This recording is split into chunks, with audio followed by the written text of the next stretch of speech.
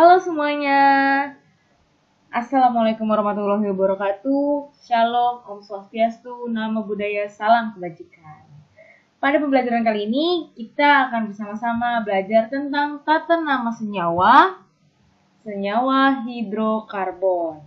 Nah, review sedikit, kita akan mulai dari alkana. Oke, alkana adalah senyawa hidrokarbon jenuh, yang berarti dia tidak memiliki ikatan rangkap dan dia adalah rantai terbuka. Rumus umumnya atau deret homolog atau rumus umum CnH2n+2 di mana N dapat kita substitusi dengan jumlah atom C. Misalnya kalau C-nya 1 berarti C1H2n+2 sehingga C1H4. Kalau 1 tidak perlu ditulis ya. Begitu pula seterusnya. Kalau C-nya 2 berarti C2H2 kali 2 ditambah 2 berarti C2H6. Namanya etana dan begitu seterusnya. Oke, ini ya tadi deret homolog alkana. Oke, ketika C-nya 3 namanya propana, begini strukturnya. C-nya 4 namanya butana dan begini strukturnya dan seterusnya. Sebenarnya tidak hanya sampai 10, tapi bisa sampai berpuluh-puluh. Tapi untuk kelas 11 ini wajib menghafal sampai 10. Kenapa sampai 10? Karena 10 inilah nanti kita bisa dengan 10 di alkana kalian bisa menghafalnya, kalian juga akan otomatis bisa menghafal untuk alkena, alkuna, dan seterusnya yang memiliki gugus fungsi misalnya. Oke, kita masuk ke tata nama senyawa organik. Jadi tata nama senyawa organik itu ada 2, ada yang trivial dan ada juga yang menurut IUPAC. Trivial itu berdasarkan pada sumber senyawa tersebut. Biasanya asam formiat atau HCOH. Asam formiat berasal biasanya dari semut. Nah, ada juga CH3COH, asam asetat. Bisa dibilang nama trivial ini bukanlah nama baku atau nama trivial ini tidak digunakan secara umum. Mungkin trivial di Indonesia seperti ini, tapi tidak di tempat lain. Kalau IUPAC atau singkatan dari International Union of Pure and Applied Chemistry, ini adalah suatu komunitas ya yang memang berlandaskan kimia dan mereka menentukan aturan tertentu dalam penyebutan tata nama senyawa, khususnya senyawa organik pada pembelajaran kita kali ini. Jadi kamu mau pakai seperti ini, HCOH punya nama IUPAC-nya asam metanoat, di negara Indonesia, di negara manapun namanya asam metanoat. Jadi paham ya bedanya nama trivial dengan nama IUPAC. Ya. Oke, kita mulai di tata nama senyawa alkana. Yang pertama kita harus menentukan dulu rantai induk. Nah, perlu digarisbawahi rantai induk adalah rantai C terpanjang. Nah, rantai C terpanjang ini tidak melulu dari kiri, tidak melulu lurus. Jadi nanti kita bisa lihat beragamnya rantai karbon induk. Nah, jadi bagaimana Bu penentuannya? Nanti kita bahas ya. Oke, kemudian jika ada 2 rantai C yang panjangnya sama, pilihlah rantai yang mempunyai cabang terbanyak. Selain cabang terbanyak, juga pilihlah rantai dengan cabang yang paling dekat dengan karbon awal. Nah, itu bagaimana? Lebih baik nanti kita praktiknya ya. Kemudian diberi nomor nih, kalau sudah menentukan rantai terpanjang, kita beri nomor yang paling dekat dengan cabang, tadi seperti yang tadi bisa bilang. Jika cabang pertama jaraknya sama dari setiap ujung, pilihlah ujung terdekat dengan cabang kedua. Kalau tidak ada cabang kedua, maka pilihlah sesuai abjad. Misalnya, kita sudah belajar percabangan itu menggunakan alkil. Berarti kan dari 1 itu ada metil, kemudian etil, butil. Nah, antara metil dan etil misalnya. Antara metil dan etil, abjad mana yang lebih dulu? Etil, maka nanti kita cari yang etil terlebih dahulu di rantai panjangnya. Oke, lanjut kita contoh aja ya biar nggak pusing. Misalnya ada sebuah senyawa seperti ini strukturnya. CH2, CH2, CH, CH3, kemudian CH2, CH3. Oke, sorry, ini seperti seharusnya CH2 ya. Oke. Selanjutnya, kita tentukan terlebih dahulu rantai panjangnya, rantai terpanjang atau rantai induknya. Oke, paling panjang, kalau segini doang cuma 3, nggak mungkin ya. Kalau segini doang juga tidak mungkin. Kemudian kalau 1, 2, 3, 4, 5, 6, segini bisa ya. 1, 2, 3, 4, 5, 6. Itu pun juga bisa. Tapi kita coba dulu ya dari general, kita pilihnya yang lurus dulu sebagai rantai induk. Oke, kemudian tadi kita beri nomor. Ya, 1, 2, 3, 4, 5, 6. Bu, kenapa tidak dari sini aja kita memberikan nomornya? Boleh. Kalau dalam kasus ini boleh juga dari sini. Tapi lihat lagi, tadi pilihlah rantai dengan mempunyai cabang terbanyak. Kalau dilihat dari sisi sebelah sini, bagian kanan ini rantainya sudah ada 2, baru di nomor 3 saja. Tapi kalau di sini dia baru 1 ya, di nomor 5 doang. Jadi pilihlah dengan rantai yang mempunyai cabang terbanyak untuk penulisan nomornya. Jadi kita mulai dari sini ya. 1, 2, 3, 4, 5, 6. Oke. Kemudian ini rantai panjangnya. Kalau 6, nama alkananya apa? Heksana. Oke, tulis heksana terlebih dahulu di ujung. Kemudian sekarang cabang. Cabangnya CH3. Kalau CH3, alkilnya adalah metil. CH3 lagi metil dan metil. Posisinya ada di mana? Metil pertama ada di 2, ada di 3, dan ada di 5. Sehingga namanya adalah 2,3,5. Ada berapa metil? 3. Kalau untuk menentukan jumlah berapa banyak alkil, kita menggunakan perhitungan Yunani. Yang mono, di, tri, tetra, dan seterusnya. Kalau udah 3 berarti tri ya. Jadi tulis dulu 2,3, kemudian koma, ada berapa lagi? 5 ya, di 5, koma 2,3,5, koma boleh atau strip juga boleh ya. Strip trimetil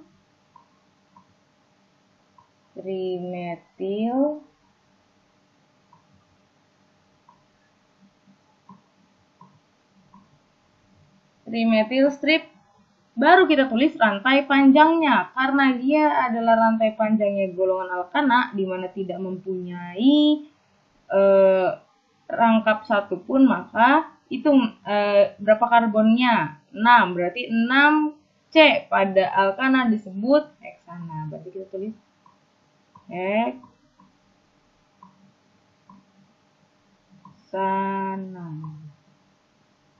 Maaf ya, perbatasan perangkat. Oke, jadi nama dari senyawa ini adalah 2,3,5 trimetil heksana. Baru tulis rantai panjangnya. Paham? Kita lanjut ke contoh selanjutnya. Oke, yang seperti ini lagi. Di sini kita jangan lihat yang sebelah sini dulu ya. Kita fokus pada nomor contohnya di sini. Oke, kira-kira bagaimana bagaimana penulisannya? Penulisan kata nama senyawanya.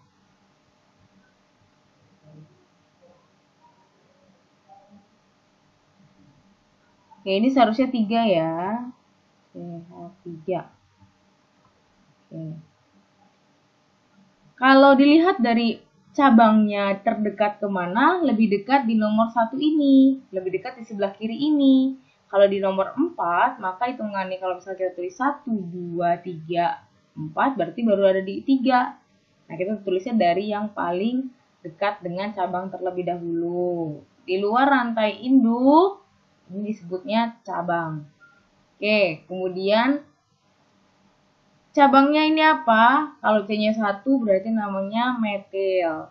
Maka tulis 2 karena pada atom C nomor 2 si cabang ini terikat, maka tulis 2 metil. Metil karena cabangnya adalah CH3. Kemudian di rantai panjangnya golongan apa? Alkana. Dan ada berapa C-nya? 4. C4 berarti disebut juga butana, sehingga namanya 2 metil butana. Paham semuanya? Oke, kita lanjutkan. Yang nomor 2. Kita tentukan terlebih dahulu rantai panjangnya yang mana sehingga bisa diberi nomor. Bisa juga 1, 2, 3, 4 di sini. Atau terserah. Nah, kalau pada contoh ini kita ambil yang lurus dulu ya. Oke, kita ambil dari sini. Kalaupun mau penomoran dari sini tidak apa-apa. Kenapa? Karena dia sama-sama adil. Satu-satu kan sama-sama bertemu pada pertama kali rantai itu di nomor 2. Kalau dari sini kita nomor 2, dari sini pun kita nomorin nomor 2 yang ketemu dengan percabangan metil. Jadi tidak apa-apa. Tapi kita coba ikut contoh dulu ya. Kita tulis dari sebelah kiri, CH3, CH, CH3 dengan nomor 1, 2, 3, dan 4. Kemudian tentukan pertama di atom karbon nomor berapa percabangan itu ada. Di nomor 2 dan 3, berarti tulis 2,3. Cabangnya sama tidak? Sama. Sama-sama metil. Kalau sama, ada 2. Tadi perhitungan perhitungan Yunaninya adalah di. Berarti ditulis dimetil. Baru setelahnya rantai induk. Yaitu yang ini tadi sudah kita beri nomor. Ada 4. Kalau 4 pada alkana, C4 pada alkana disebut butana. Jadi 2,3 dimetil butana. Lagi, biar makin jago. Oke. Jika dihadapkan seperti ini, ya. Pertama, jangan lupa tentukan mana rantai cabang. Mana rantai induk. Ditentukan ya, kita misalnya lurus. 1, 2, 3, 4, 5. Bu, apakah bisa kalau gini? 1, 2, 3, 4, 5. Karena kan ini C-nya 2 ya. Bisa, tidak apa-apa. Nah, tapi kita coba yang seperti ini dulu ya. Oke, 1, 2, 3, 4, 5. Kemudian, kenapa dari sini? Karena paling dekat pertama di C nomor 2 ada sebuah cabang yaitu senyawa metil. Gak lama dari itu, yaitu di C nomor 3 ada lagi nih percabangan yaitu senyawa apa ya? C2H5? Ya, etil. Oke, diberi nama 1, 2, 3, diberi nomor 1, 2, 3, 4, dan 5. Cabang ada di nomor 2, 2 dan di 3. Ingat, penulisan penamaan ini pun juga harus berdasarkan abjad. Antara metil dan etil seperti tadi sudah saya bilang, abjad yang mana yang lebih dulu? Ya, etil terlebih dahulu atau E terlebih dahulu dari M. Sehingga walaupun etil terikat pada atom karbon lebih belakang dibandingkan metil, maka tetap ditulisnya berdasarkan abjad. 3 etil. Ya, 3 etil strip. Cabangnya masih ada lagi, jangan dilupakan. 2 metil. Oke, 3 etil, 2 metil. Kemudian barulah kalau sudah tidak ada percabangan lagi, ditulislah rantai panjangnya atau rantai induknya. Dia tidak ada dia pada rantai induk tidak ada sama sekali rangkap, tidak rangkap, maka dia termasuk alkana dan C5 pada alkana disebut juga pentana. Sehingga namanya 3 etil 2 metil pentana. Seperti itu. Oke, lanjut lagi. Ada contoh seperti ini pun sudah tahu ya. Pertama kita tentukan dulu rantai cabangnya. Tadi sudah. Oke, ada 3 trimetil. Kemudian tentukan juga nomor-nomornya, jangan lupa. Paham ya yang ini dan yang ini? 2 etil, 5 metil. Bu, kenapa tidak dari sini? Jika rantai percabangannya lebih besar dan sama nih posisinya ya, satu berbanding cuman beda satu, maka tentukanlah dari yang paling besar terlebih dahulu atau dari abjad. Abjadnya kan ini juga lebih besar ya, abjadnya lebih dulu maksudnya si etil dibandingkan metil. Oke. Yang ini pun sama, tidak ada bedanya. Jadi nggak usah bingung lagi ya. 2,3 sama-sama metil. Ada berapa metilnya? 2. Berarti di 2,3 di metil. Kemudian rantai panjangnya berapa C? 5 pentan. Oke, ini yang tadi ya, etil. Nah, kalau ini berbeda. Karena ini yang satu cuma beda 1, yang ini bedanya 2, maka kita tetap memilihnya dari yang hanya berbeda 1 walaupun dia CH3. Bukan C2H5 atau CH2CH2 etil ya. Oke, sudah bisa dipahami?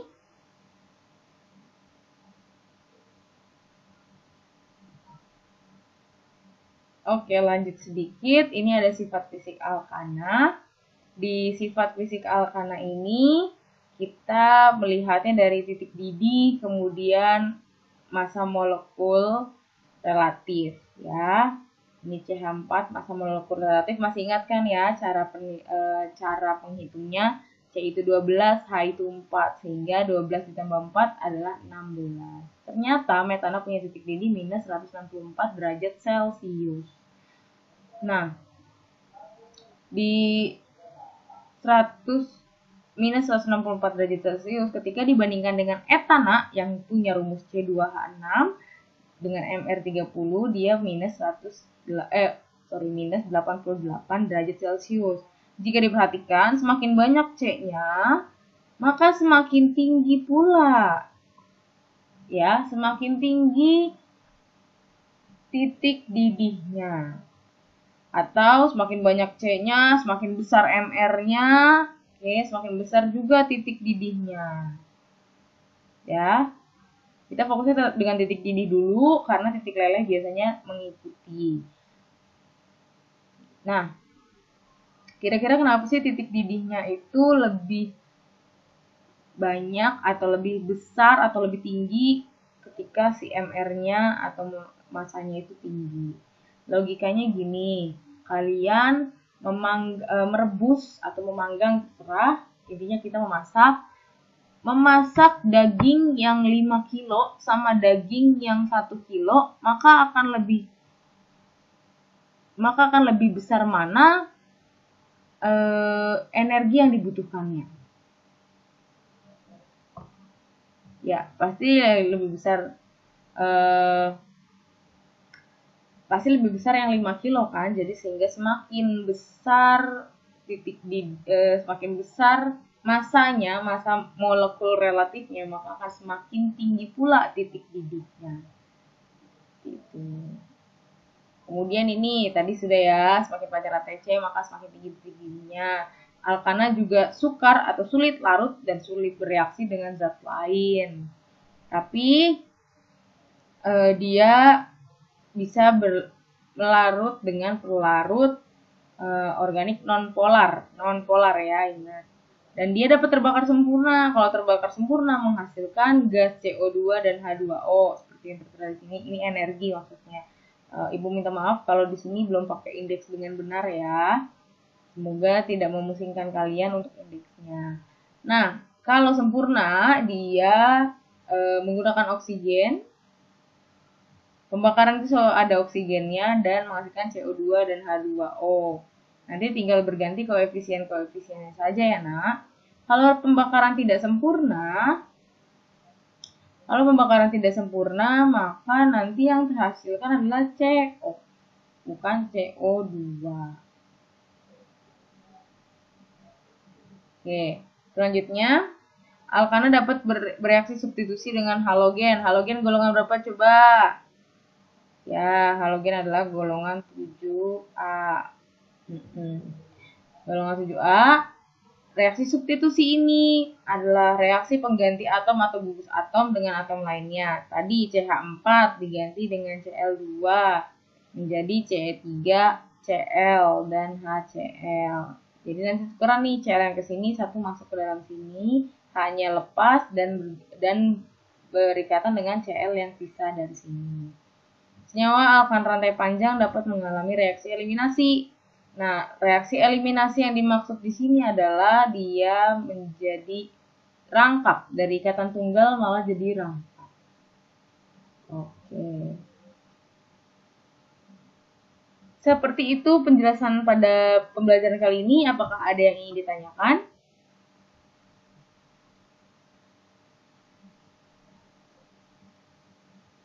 Jika tidak ada, bisa nanti kita kerjakan soal dan membahas soal bersama. Terima kasih atas perhatiannya. Semoga bermanfaat. Wassalamualaikum warahmatullahi wabarakatuh.